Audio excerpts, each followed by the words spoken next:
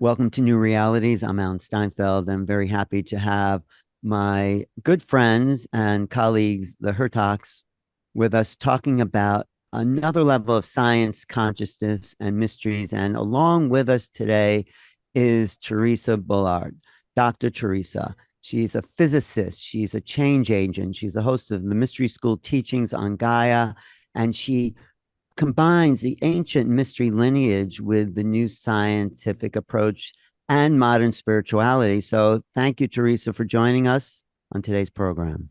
Thank you. It's a pleasure to be here with you all. So I thought that we would look at that junction of the spiritual, mystical, and what's being called the quantum revolution. So we'll start with you, Theresa. How do you define quantum science in terms of spiritual evolution? Quantum physics. I mean, quantum really relates to quantum physics, but if you want to define the word quantum itself, it means that things are discrete instead of continuous, meaning instead of having a easy gradual transitioning from let's say the colors of the spectrum. Like you see in the rainbow, you have this easy gradual continuum or transition in that spectrum. But in reality, when you really zoom in, it's discrete. So there's actually little leaps in between, which is what makes it quantum. So in between is empty space, is the gap, the quantum gap, the zero point field, where inside that empty space is infinite possibility. And they talk about it as the forbidden zone in quantum physics. And when you go, when an electron leaps, for example, from one orbit to the next, it disappears into this forbidden zone and then reappears in the next level up, the next energy state.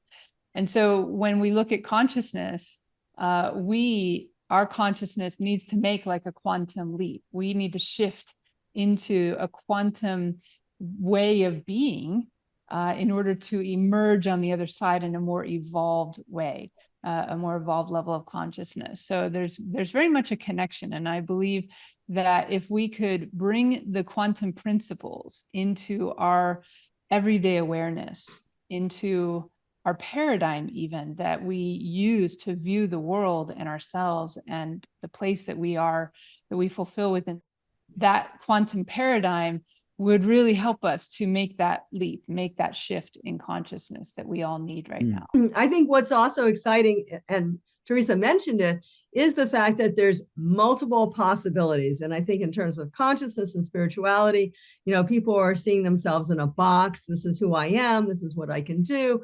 But in actuality, there's infinite possibilities. And that's one of the things with the quantum field. Even the quantum computer, they're starting to do this quantum computer. And instead of zeros and ones, which was the old computer, there's like every possibility is there. And then one is chosen. So things that used to take weeks for a computer to, we'll say, analyze and get a result from is now taking minutes and seconds. And that's because as many possibilities as possible that the computer knows is all coming together at once. And then the one is selected. This is amazing, really quantum leap that we're doing in terms of data information and hopefully in our own brains, our own consciousness. And we have to thank Professor Elaine Aspic for his background studies that led to the quantum field and ultimately the quantum computer idea. So everything's up for grabs. We're in a fantastic phase of gaining, shall we say, a new language process of quantum consciousness, realizing that consciousness can be measured and has physical properties according to our work at Stanford Research Institute. I'm holding up this book, Bond Dynamics in Space and Time, which is really the 20-year study program that was done by the American government, primarily through the intelligence community, but also through the gifted scientists and physicists at Stanford Research Institute, working with Hal Puthoff, Russell Targ, and of course, Elizabeth Rauscher, who wrote more than 450 papers. I had a privilege to work with her. John Archibald Wheeler was on her committee. And of course, we know his great contributions to the double slit experiment. Right. So, yes, he did the delayed choice experiment, which is an amazing phenomenon. It means that our consciousness, and I'm going to let Theresa add to this, but our consciousness, whether it's past, present, or future, is always part of that field. So, I mean, basically go ahead. No, well, before Theresa answers that, just hearing all these facts about quantum physics, it parallels what we know about spirituality, entanglement, that we're all connected all the time, and also we're the observer, always observing. So how is this, Theresa, the spiritualization of science, this quantum engagement, you think?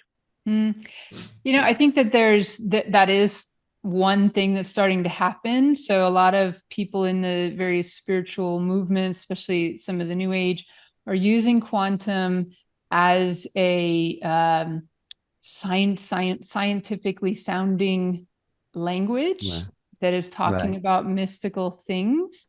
And there are a lot of parallels.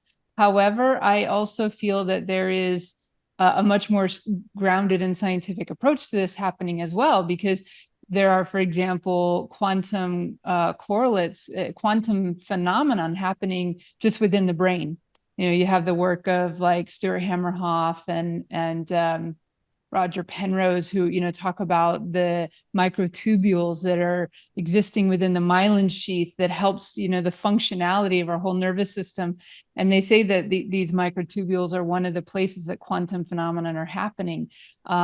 If you look at, for example, that, consciousness is not maintained just within the brain, there is also a lot of evidence out there that consciousness exists within the field beyond, within the biofield, but also within the field, the noosphere, beyond any local or temporal way of looking at it. So when you look at that greater field, it has non-local, non-temporal effects, which is a quantum space. You can't really look at consciousness just as a physical phenomenon. Like the materialist view of science is that it would be just an emergent epiphenomenon from the brain activities. But there's more and more evidence that shows no, consciousness actually is primary. Consciousness comes before the physical. Consciousness is not something that is just contained within the physical body or even a result of the physical body. So we have to start looking to quantum science, in addition to the wisdom of ancient spiritual teachings, to really answer this question: what is consciousness, and how do we harness it? How do we grasp the fullness of this potential that is within us?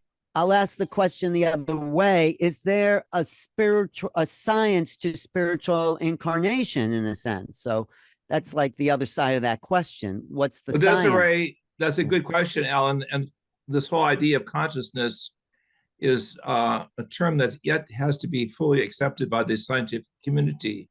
Some see it as the flow of sodium ions to the brain. Others see it as that reality that connects the macro universe with the macro with the micro simultaneously. So there's all sorts of $10 words and definitions that are being thrown around. But in the ultimate sense, consciousness connects all realities. And Theresa is right by looking at the mystical traditions, the mystery schools of the Near East. And I studied this in Egypt years ago. I learned the Coptic language and translating Coptic documents with Desiree. Later on, we discovered that the Coptic Christians even used terms like the light year. Can you imagine this 2,000 years ago, light year, the separation between this reality and the heavenly reality. They also use the experience of awareness of the divine, which would be translated as a type of super consciousness or higher consciousness. Right. And you asked the question about, incarnation. Of course, we feel that really there's a higher self and we manifest into the physical form as needed. And in a certain sense, that is because there is a consciousness field, something greater than our brains. And I think this is showing that when we need to manifest somewhere, that we can, we'll say, manifest in this incarnation, this place. So going back to a little bit of the idea of the double slit experiment, which looks at the observer like we're the observer, but in actuality, I think we're influencing the consciousness field from our own decisions, our own choices of where we want to be, how we want to do things. Let me just describe it's Jung's double slit experiment, which really says that if someone's watching a particle, it can be, if you're not watching it, it can be a particle or a wave. And if you are watching it, it's always a particle. So now going back to Wheeler's delayed choice, you think, well, if you don't think about it and we're just going to let it go through and then we'll make a decision afterwards, it seems that that screen that it's analyzing knows what you're going to be doing after the fact. So even before you knew it, the result of the experiment is showing that you are going to choose to watch it or not going to choose to watch it. Wait, that doesn't make sense, because then everything would be a particle. So when is it a wave? Because no, it's a wave if you had decided, if you never decided, and at the end you never decide that you're going to look, then it can be a wave. So if you never decide you're going to look and then you look, but maybe it knows you're going to look. If you look, then it becomes a particle. Well, you have to look at some point. Can you explain this, Theresa? Yeah, go ahead. Let me help. So when it comes to like a double slit experiment, wave particle, it really it's based on how you set up your experiment, right? So if I say I want to see if light is a wave, then I'll set it up where I don't put little detectors on the two slits of the double slit experiment. And then the light or the particles will pass through the double slit and they'll form a wave interference pattern on the other side. If, however, I say, well, what if it's a particle, or, let's see which slit it's going through, then I put two particle detectors on the slits.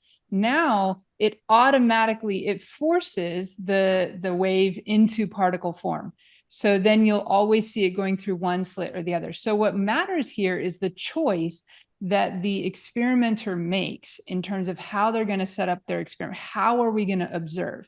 And that's based on our assumptions. It's based on our biases. It's based on us testing a hypothesis. And so what she's saying, though, is delayed choice, is that the quantum phenomenon also is not bound by time. It's not bound by space, which we know from entanglement, right? You can have great distances across the universe and instantaneous transfer of information, but it's also not bound by time. So we can set up an experiment, run it, and then in a future moment in time, decide, okay, now we're going to look as to whether it's a particle or a wave. And based on, and it can be, running its experiment, but based on that future choice, that will determine the results that happened before. But so wait, it's aren't you always looking then? Isn't there always an observation then?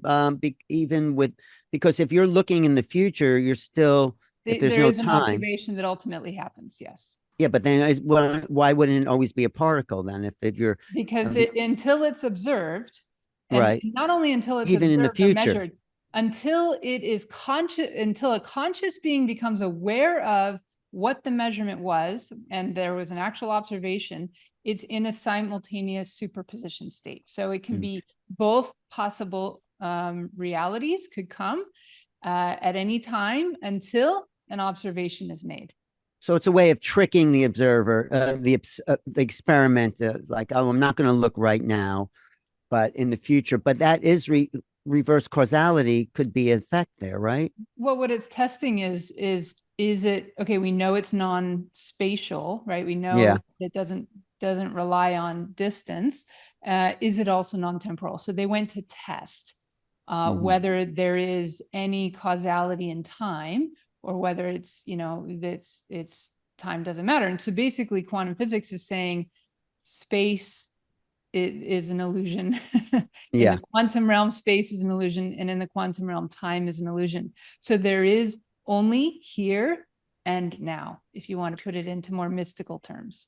Okay, I like that, because it brings up so much, because essentially we are beyond time and space. If the brain and the mind is a quantum kind of analyzer of reality, then essentially, JJ, Desiree, do you feel we are actually beyond space and time, JJ? Right. I think this is the mystical ubiquitous symbol used by the ancients to define observation was the eye, the symbol of the universal eye that sees and knows in all directions, but is ever present. The eye of Horus, or the divine eye concept that you find in the Rosicrucians, or even in the ancient Judeo-Christian text, the concept of the all-seeing eye was a recognition by the ancient philosophers that this is something beyond the normal. We're dealing with a type of what we will call superconsciousness, the ability not only to see the double slit experiment front on, but also from the backside looking at the double slit experiment. But Alan, as you know, Russell Targ is trying to analyze how much in the future can we know. And I think it depends on the event, because we do have free will. And I want to bring that in because we do make choices. And this is all about the choices that we make. So it's quite complex in a certain sense, but it really does, I think, help us to understand we're part of this greater field. We affect each other, we affect particles, and basically, you know, what we put into the field is equally important to sharing and to helping humanity. I'd like to read just what I wrote years ago in the Keys of Enoch, chapter key 313. Thus, there is a direct relationship between the size of the universe, the diameter of the proton, and the human range of vision, part of a larger mass energy space-time transformation, which involves changes in our basic concepts of the known universe. So we're really pushing the envelope to recognize that this is really beyond the traditional concepts of time and space. It's a timeless experience. Well, let me ask Theresa this question. So you're trained as, you know, an academic physicist, right? And that is the concrete world. That's the physical world. And the other side of that, there's consciousness. So there's this gap between the two. It's like, did we evolve or descend from consciousness as the spiritualists feel, or did we ascend from matter into consciousness? But we're trying to bridge that gap. And I think there's a big piece missing between quantum physics, Newtonian physics, I mean, and consciousness and all that. Do you know what I mean? What is missing? Why don't we have that gap filled in? That is like the crux of the matter right there. Right. Because the problem is that our paradigm, our whole way of thinking about the world, about who we are, about reality, all of this has been so attuned to the old classical physics way of thinking, which was based on Newtonian physics. And there were four major components to that. One was that everything could be reduced to its parts. And if you understand how the parts then work, you should know how the whole works, but it completely ignores like synergy and complexity that comes from the interactions. Number two was materialism, that everything is physically real and material, and that is the only thing that is real. So it kind of separated mind and consciousness out into the realm of philosophy and religion can talk about that, but in science, we don't talk about that. They said everything is separate, right? So we are separate from the experiment, and everything should be realistic, right? So these were like the major principles behind classical physics, materialist physics. And then you add to that Darwinian evolution, the survival. Right.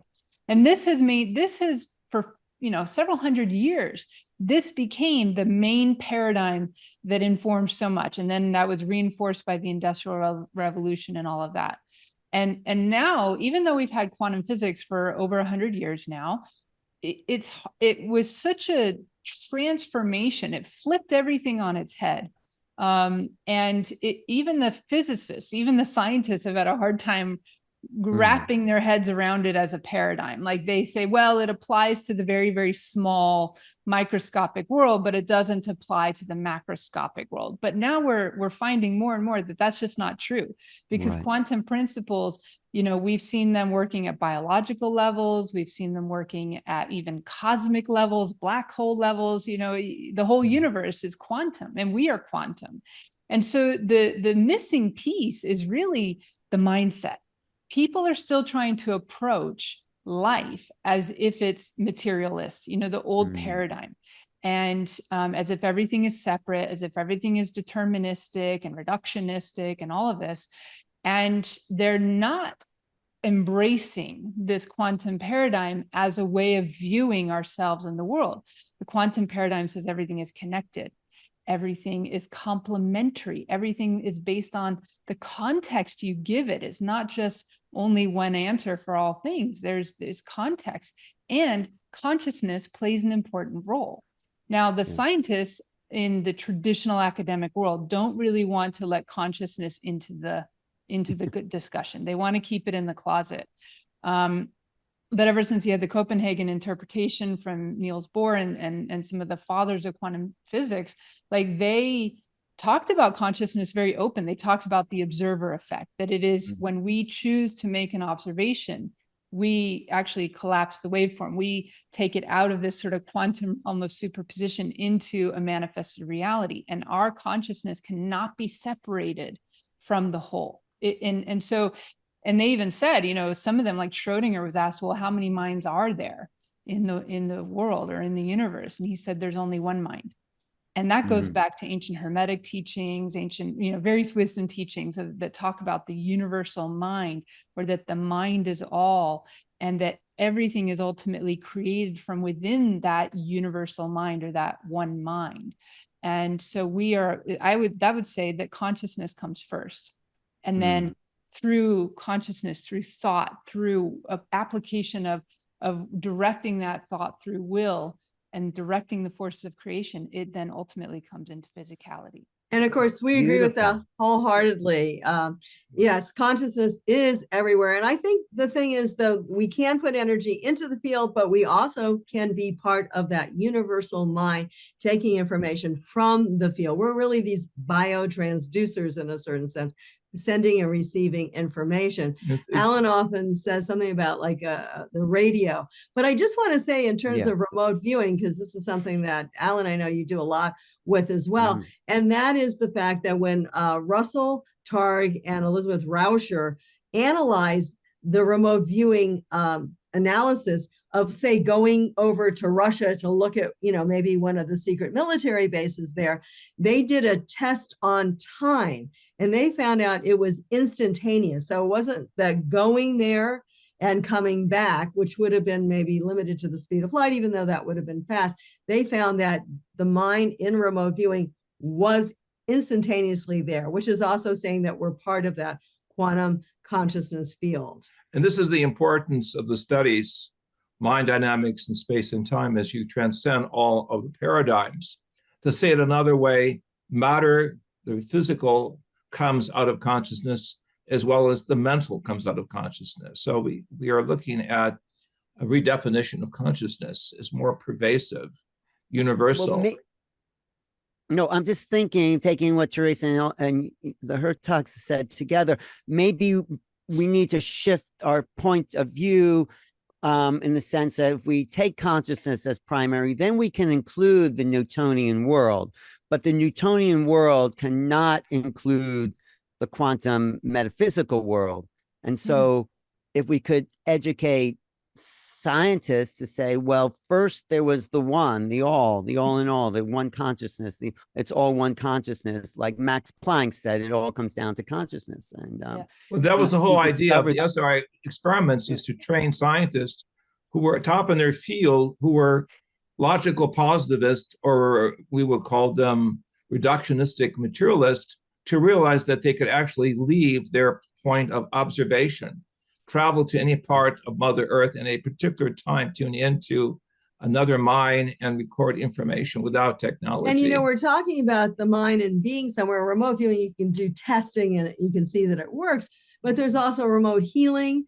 There's also transformations where we're able to send our energy to, we've done it to alter weather patterns, to go around major cities when there's tragedies, maybe that could happen. There's so much empowerment that we have, but not because we're pushing something away with our hands, but because we're actually lending our energy to that quantum consciousness.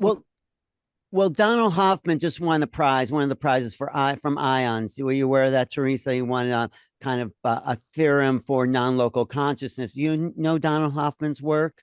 he says time and space are doomed, and he's looking at it from a scientific overview that I think even Einstein said time and space are just um, um, things we function in a sense, but they're not real unto themselves. They're fabrications of the mind, essentially. So how do you fit that whole idea of this transcendental reality that's beyond time and space, which is consciousness? How do you fit that into science in that way? You know, I love what you said earlier, if I can just comment back, Please. where you said, you know, when we take that view, if we just shift to the consciousness as primary view, and then Newtonian, you know, reality can fit into it, it's similar to what happens when we shift to a higher dimensional view of something, right? If you look at just an ant, you know, running on a piece of paper, and it seems like everything is flat and straight, but actually, if you look from a three-dimensional perspective, actually that ant is running on a sphere or a ball, and you can see up close, and you can see that, you know, reduction of the 2D, but you can also see the 3D and the higher perspective. So I think that that's really good what you said there, because when we come from that consciousness as primary, it is a multi-dimensional experience. Yeah. And when we, you know, as we step our way down, quantum physics is sort of like a bridge into this 3D reality that is approximated by Newtonian physics. So Newtonian physics and statistical mechanics and all these things from the classical physics world is an approximation in this sort of macroscopic level of 3D reality. But when you go down to the fundamental levels of it, it's very quantum. And when you go beyond the quantum, whatever that next step is into unified field theories, it's multidimensional. And so we have to go to much higher and higher dimensionality of things. And when you look at time and space is very much a function of 3D reality in the physical manifestation. But when you go into higher realms, the time is folded, space is folded, and they can, what appears to be very distant here, there in those higher dimensions can actually be folded over and connected and instantaneously in one place. Right. But you make a good point that Newtonian physics is functional. It works. This is why people are so attached to that paradigm. And so JJ, Desiree, how do you go beyond that paradigm and make a kind of quantum spiritual reality practical? That's my question to you. Well, yes, you have to look at other dimensions. You have to look outside of yourself. And you have to realize also that you're empowered to be part of that field. I think that's one of the other problems that people have. They don't feel that they're empowered. They think, you know, like say during COVID, they were sitting in their room or in their house and there were no communication unless they, you know, got onto Zoom or got onto a phone call. That's not reality. Well, they have a bottom below consciousness. They're taught by the cultural norms that they are finite and they cannot experience the infinite. And in the mystery school traditions that Theresa is familiar with, and we also, there's a recognition that the mind has certain endowments of connected with a universal consciousness. It's certainly a global mind where we have the power to reach out and to experience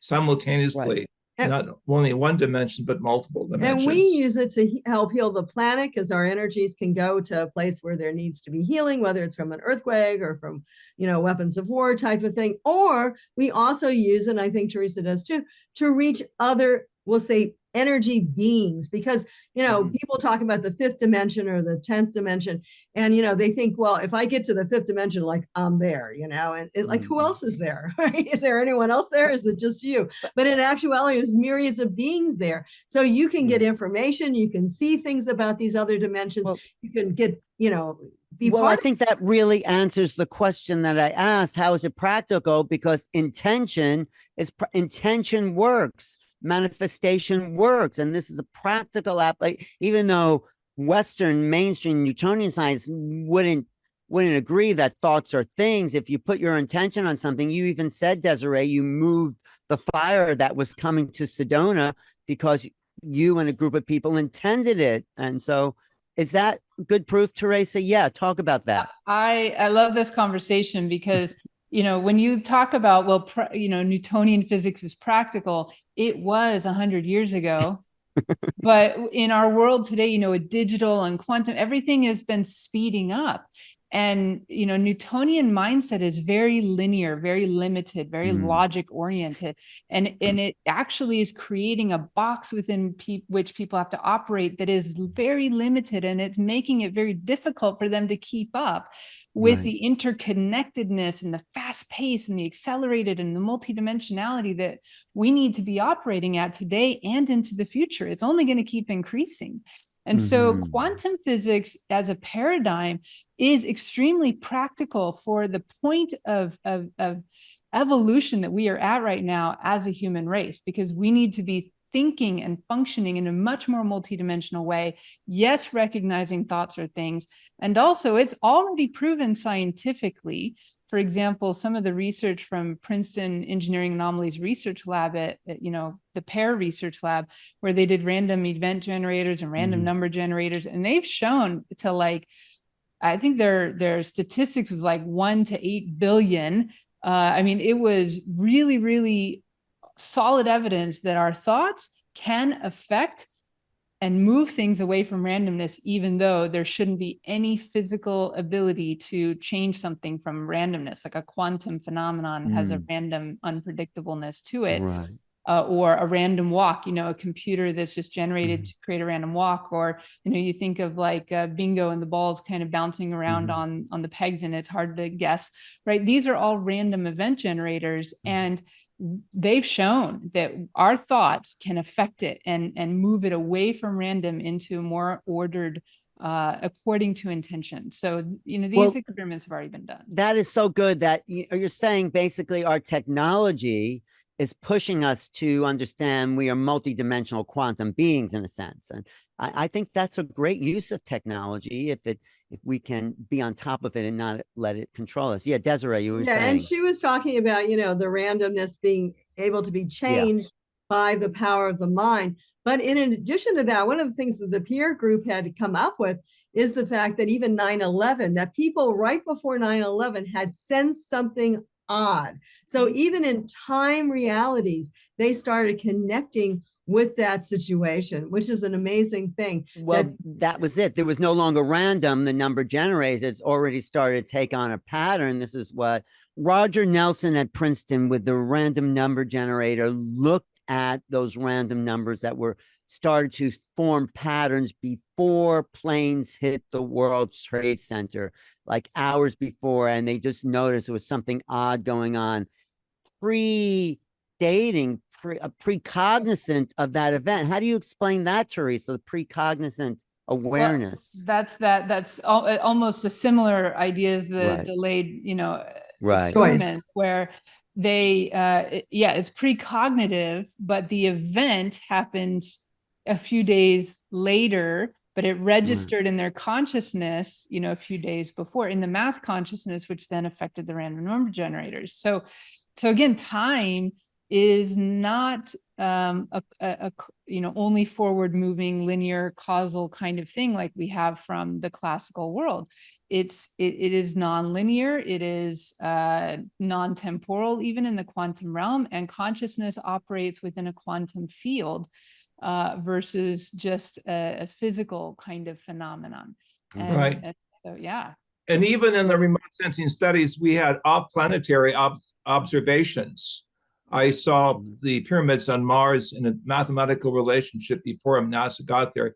Ingo Swann, my colleague, saw a ring around Jupiter before NASA got there. So we have the ability to expand this consciousness beyond planet Earth. We're not localized only in one planet. Consciousness ultimately has the ability to see a much larger picture. But the bigger question here is that if we have that facility, who are we really as human beings? And of course, this is what mystery schools are about. So the essence of a human being, the essence of the soul, spirit, whatever you want to call it, is beyond time and space. That's our essential nature. We are a universal consciousness in human form. Right. So we're eternal and infinite, right? So no time, no space, eternal and infinite. Exactly. So in the mystery schools that you're part of, Theresa, how does the adept, the initiate, start to feel into their own infinite nature. I know JJ and Desiree have their own incredible spiritual practices and mantras, but how do you do that, Theresa? You know, it's a combination. I mean, we start off with the teachings, just helping them to hear, just having the concept taught to them that you are an eternal being. And that means that you've never been born and you can never die because you're eternal, which also means that you are God, you are divine, there is no limit. And at first, you know, we introduce these teachings right away. And at first they go, oh yeah, it feels good, but I don't know. You know, it's like the subconscious and the ego and the identity just sort of limits it. But the more they hear in time, the more they accept. But then to experience it, yeah, we also have various tools of meditation, ritual, chants, you know, group ceremony work and raising vibration and alchemy and ascensions and activations and initiations and all of it. That is the work of the spiritual journey of transformation. And as we go through that transformation, and you never really reach an end to it, because as far as you go, you've evolved, you've expanded your consciousness and raised your vibration, but now there's further. And then there's further, because if we're truly infinite and truly eternal, there is no end. And so we're always on that journey of taking it to the next level. And the ancient mystery schools have so many tools and teachings and methods that have been preserved through these ancient traditions and handed down to be able to, you know, they're like the spiritual technology for awakening our consciousness again to who we really are and the power that's within, the potential within. No, thank you. That's great. Go ahead, Desiree. Yes, I had. And we feel that this planet right now, or our experience here, is really the schoolhouse for the soul. And so, you know, whether we get challenges from the earth or whether we are able to start growing into higher realities, we feel, and you were saying, Theresa, that things are speeding up so much. We feel that if you do it from an emotional body, well, like I have to be here because I love that or whatever, or, you know, you're using it, the intellect, well, it seems logical that I am, you know, going to this job and then I go to that job, whatever, you know, that's all not going to be working anymore. We have to use our higher self or our greater consciousness, tapping into the divine mind. And we're God's small g. We do think that there's a greater universal mind, but ultimately that's the way that we're going to be able to grow, evolve, and spiritually link up. So this is self-realization of the infinite way. And this consciousness studies that we have been part of worldwide is redefining a type of new spirituality. Ultimately, science and spirituality converge. And we recognize that we are co-creators and involved in a fantastic program of being here, but also throughout the universe.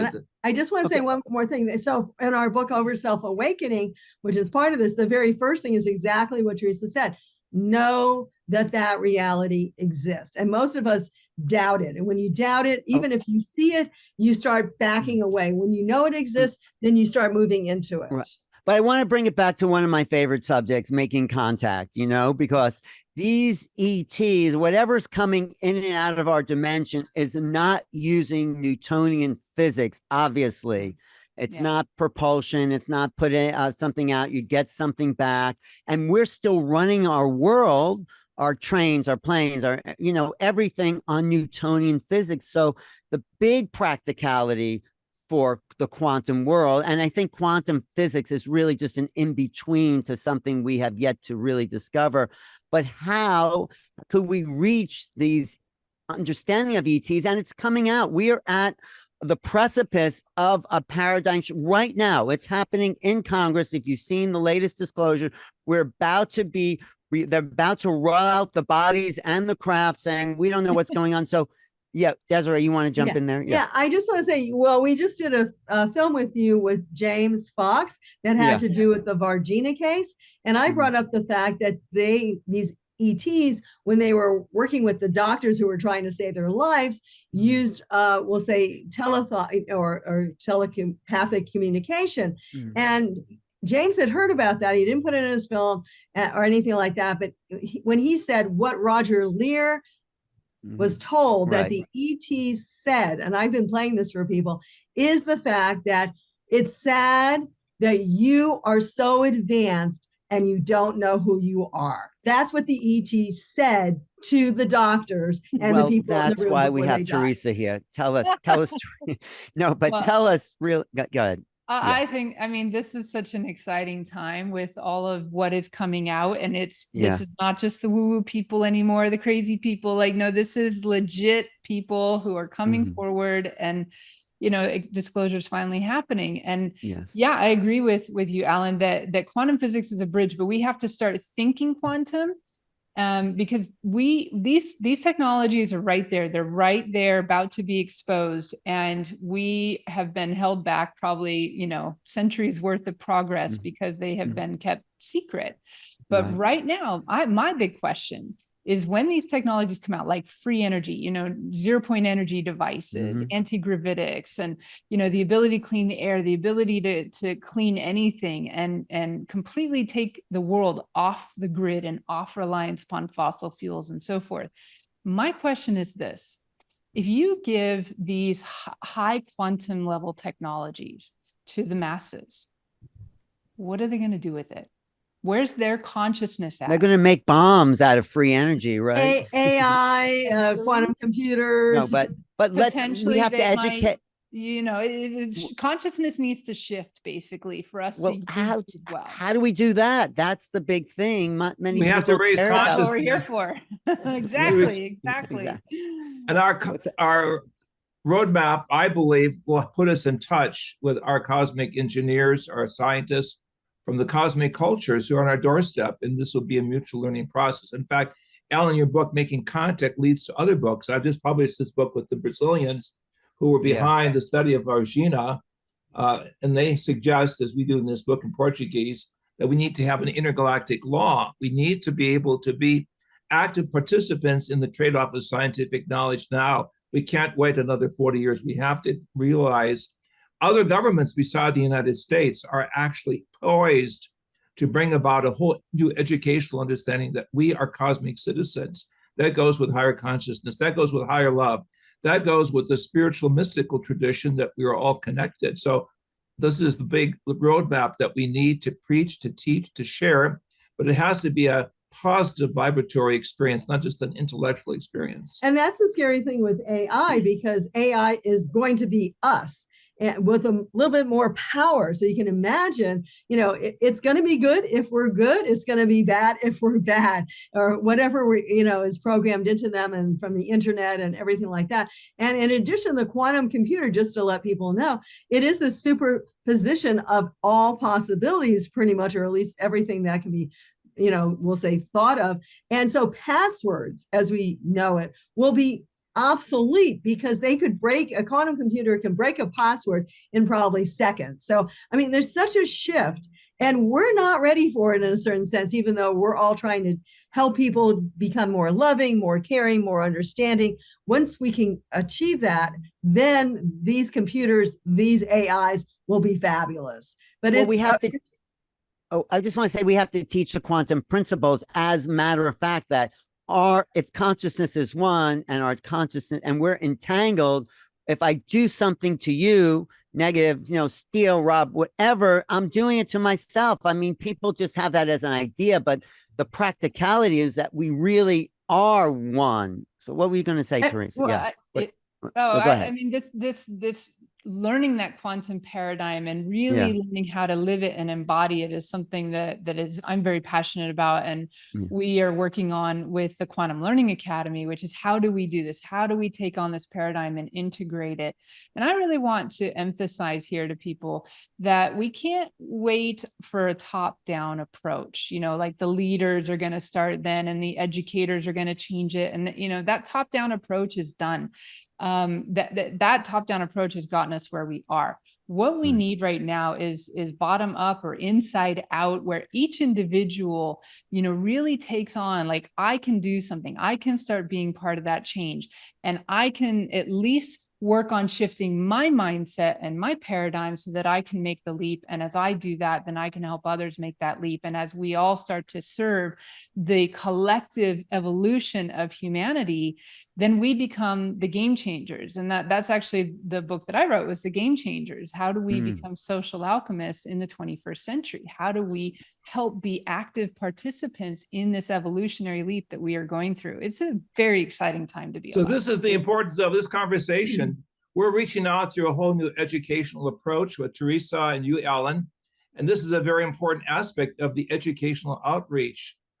Without borders, without top-down, we're on the grassroots level. The academy work that you're doing over in Europe, Theresa, what Academy for Future Science, Science by Consciousness is what we're doing in North America.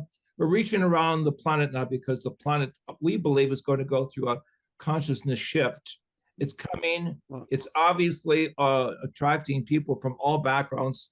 These spin-offs go into sociology, go into economics, go into human relationships, overcome narrow-mindedness and paradigms of what I would call authoritarianism.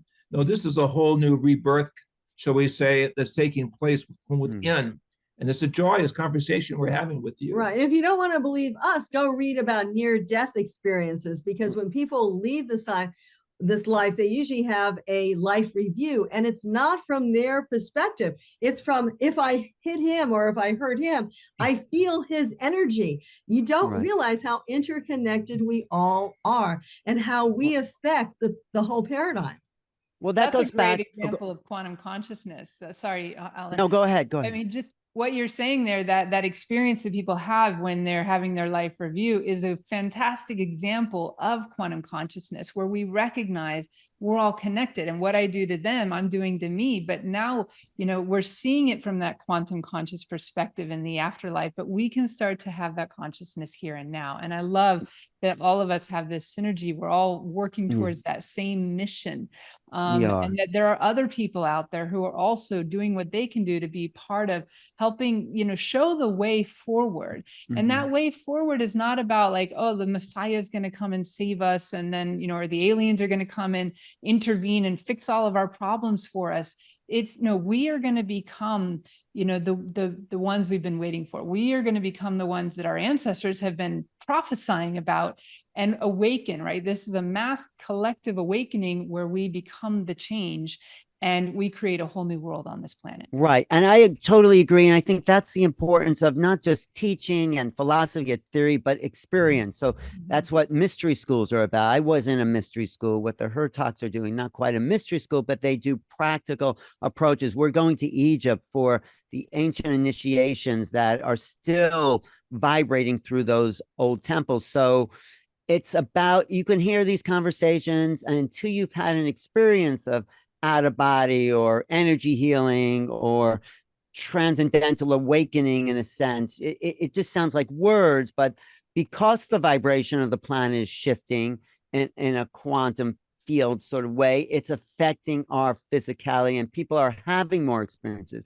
having more contact with ETs, having more. People are calling me all the time and saying something weird happened to me. I just transcended my body. I let go of my old self. I mean, and they're a little confused. So because it is a new thing, it's not taught in schools, and we have to make the mystery school an everyday approach to life, because it's experience that's really going to change and awaken the planet. So it's a type of collective awakening. Even if you look at the early mystery schools of Christianity, it was based upon the way, not the individual of the historic Jesus, but the way of realizing we are all part of the cosmic Christ. In the Hebrew, Mashiach, Mashishi, the collective messiahship, the garment of light.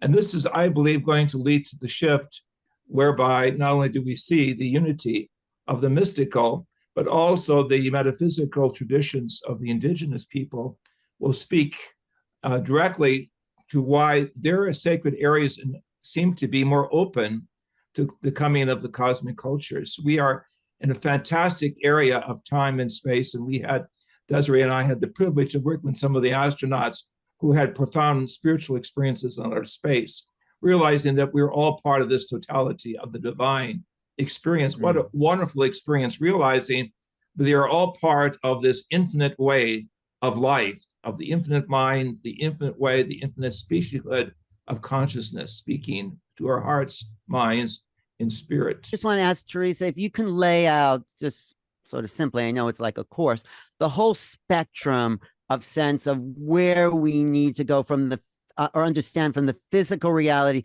into the quantum consciousness reality. How do you see that kind of laid out for people interested in wanting to learn? Yeah. Well, I think, I mean, this is one of the things that I'm actually making the subject of my next book, which I'm currently writing. And you know, there's really three simple key principles of the quantum reality. Number one is connectedness. You know, you talk about entanglement, but it's through time and space. We are all connected. And the more that we can start to see our connectedness to everything, we're living in a highly connected world now. So it's a lot easier to see. But, you know, on your day to day, I think both you and JJ said that, you know, it's our day to day. We have to start really living this. And the tools are one of those ways that we really come to create a pattern of life in daily living that helps us make that shift.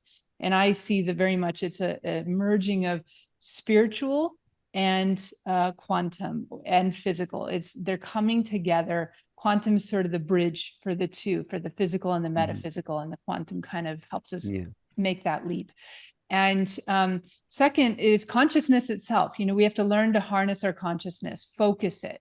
You know, a lot of people with the law of attraction stuff, it's like, well, if I just make the affirmations and think it and meditate upon it, it's going to happen. But there's so much more that goes into how do we harness our consciousness. We have to come to a high level of coherence. We have to learn to really first come to stillness and quiet the mind and really hold that state of stillness and quietness. And then with very coherent thought, bring in what we want to create. And then there's another key principle of quantum physics, which I think is the harder one for people to understand, and it's called complementarity. But this is where that wave particle duality comes from. This is where things like time and energy are entangled, or momentum and space. And they're these complementary pairs. And it's in that space of you know, uncertainty, right? They talk about the uncertainty principle. It's in that uncertainty that we need to learn to not fear the uncertainty, but embrace the uncertainty, because in uncertainty is where you have infinite possibilities come forward. That's where you can start to create from many, many opportunities, many, many possible realities, and you select what you want, but you can't fear it, right? And if we fear it, we're going to create what we fear. But if we stay attached to what we know and stay attached to separateness, I think on some level in the future, we'll realize that consciousness is energy is matter. Waves are particles. We're just seeing it very separate because we're looking at a very limited perspective. Right. Yeah. So both and instead of either or. And instead of saying, well, there's only one truth and it's my truth and yours is wrong. No, there's many, right? There are many perspectives, many possibilities. Well, so this is the kind of stuff we train people with. And, you know, the mystery school, what I love about it is it's adapted for a modern way of life. It's a modern mystery school. So how do we bring these ancient traditions and practices to support our experience and going through that alchemical journey of transformation and bring it into daily modern life and a modern way of living? And so I think that's really important. Well, that is so important. That is great. Thank you for joining us. I think we're with what you're saying, Theresa, and what doctors JJ and Desiree are saying, that we are at the cusp of awakening to new realities. That's what I call my program, new reality. I would add to that, Alan and Theresa, the experience, not only the intentionality, but we must have the actual experience, the inner vibratory experience. This is another phase of what I will call the next unfoldment of consciousness, is to realize there's a loving and joyous experience that goes not just a intellectual reflection, but an actual outreach of the heart, as I see in hearing Theresa as a spiritual sister, you as a spiritual brother. This is a new type of holistic relationship. We are on the cusp of a new age, a new time. It's really exciting that these concepts are being talked about and embraced in mystery school teachings, in the works of JJ and Desiree Hurtak of the Academy for Future Science, and what I'm doing it really is an adventure into the unknown. And I think it can only get better from what the awful horrors of the 20th century were, and maybe even parts of the 21st century. But it's changing. It is changing.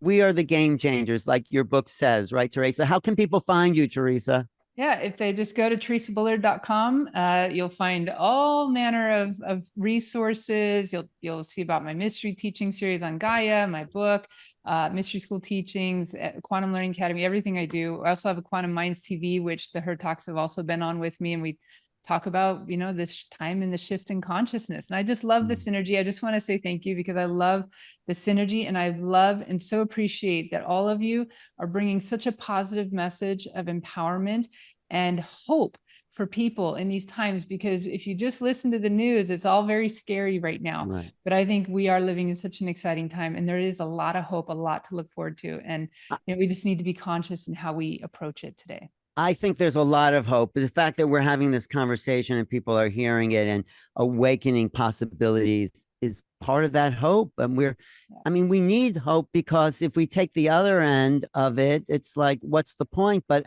we're here for a reason. We're here to uplift the planet in whatever little way we can, or big way. And if all of us did it, we'd have a changed world. So the Hurtaks teachings, how can we find you, Desiree, JJ? Yeah, so I love the synergy that all of us bring together. That's so always a pleasure to be with. We are Homo Universalis, universal humanity in teamwork, in love, in teaching, that we are always united.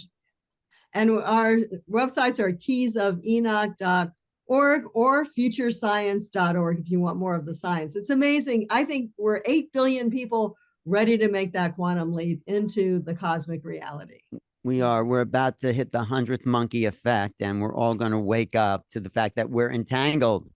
I mean, just the air quality here in New York City right now, it's because of fires thousands of miles away. And actually, this, we have to, it is more important than ever to realize that we're one species on one planet, and we have to do something about that. So thank you. Thank you, Theresa. So. Great to see you, talk to you. And I'm Alan Steinfeld for New Reality. Subscribe to this channel and check out my website, newrealities.com. Thanks, everybody. Thank you. Thank you.